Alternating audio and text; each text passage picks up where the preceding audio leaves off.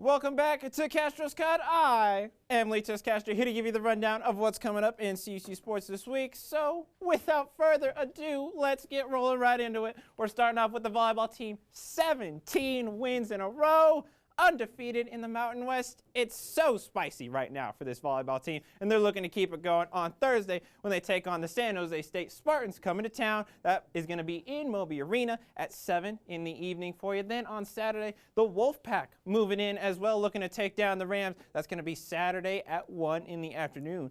Can the Rams keep it going? My bets are on the Rams right now. We're going to see if they can pull it off.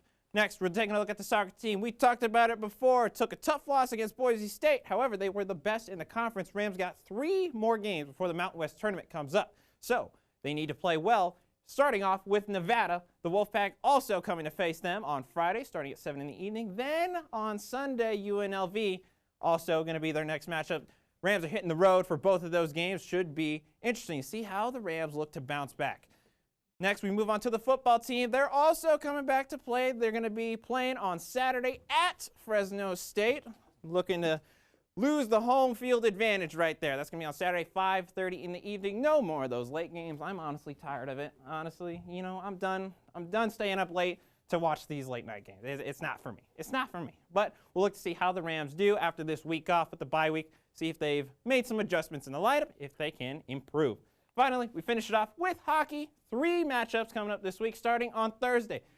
Taking a look at the Oklahoma. Central Oklahoma is going to be the first opponent on Thursday, 8:30 in the evening. Then Friday and Saturday, 2 matchups again versus the Sooners on Friday at 8, 7:45 in the evening on Saturday for you. And I want to take a look at these right here. The Sooners, they're a tough matchup. They were tough for the Rams last year. Probably going to be another big set of games this year. So, you know how we do it. Top games of the week coming up. So, we bring on a friend, talk a little bit more about these games coming up. We're going to bring on James Hall once again, talk about hockey. James, how you doing? Always a pleasure to be here. We're glad to have you, sir. Thank you for coming. So, James has brought 3 keys to what the Rams need to do to take down these Sooners.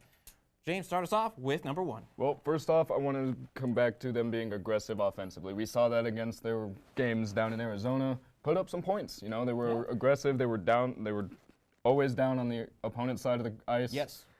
Unfortunately, they just didn't get enough, which kind of brings me to the next point. Okay. But I want to hear what you think a little bit about their offense. Yeah, so, I mean, the Rams definitely got to keep moving.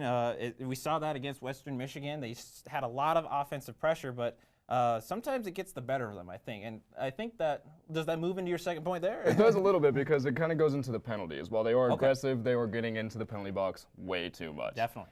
Giving their opponents way too much of an advantage to try and come back into the game if they have the lead, or just to slam them into the ice if they don't. Yeah.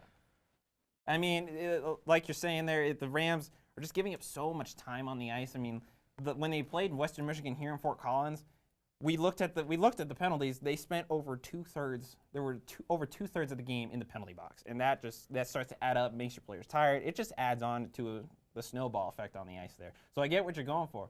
Finish it off. Number 3. Finish it off. Defense. So they've been very well on defense for the first couple of series. Unfortunately, that didn't show up against Arizona or Arizona State. Joe Morgan, who we know is a much better goalie than what they saw in the last couple series, he just didn't have it. He didn't seem like himself really too much, and I'd like to see him kind of come back to Joe Morgan form here back at home. It should be interesting to see if he can bounce back. Lots of the Rams, as we're looking at all the sports, they need to bounce back. But Morgan, I think you saw in one of those highlights there, he just almost stood there as the shot was taken. It's just not like him, like you're saying, to really have that outcome. But we'll see how they bounce back, if they can take down the Sooners when they come to town. James, thanks for coming on. Always a pleasure. But you know what time is up next. We got the top play of the week. Let's roll it. And I'm going with my Avs on this one. Colorado Avalanche taking on the Panthers in this one. Shot off to the side. Grubauer. Did you get that with the glove? I think that's just his arm right there. Oh, my. Oh. Yeah, I don't know. Yeah, there's no glove there. Not on him. That's not going in. Not today. He's not having it. No. I love it. I love it so much. Look at that. That is so clean coming back that way. I love it. I'm a hockey fan. You gotta love it. Absolutely. You gotta love it. All right, Rams. That's all we've got for Castro's Cut, but do not go anywhere. Coming up next, the Triple J Pick'em Challenge. Don't go anywhere.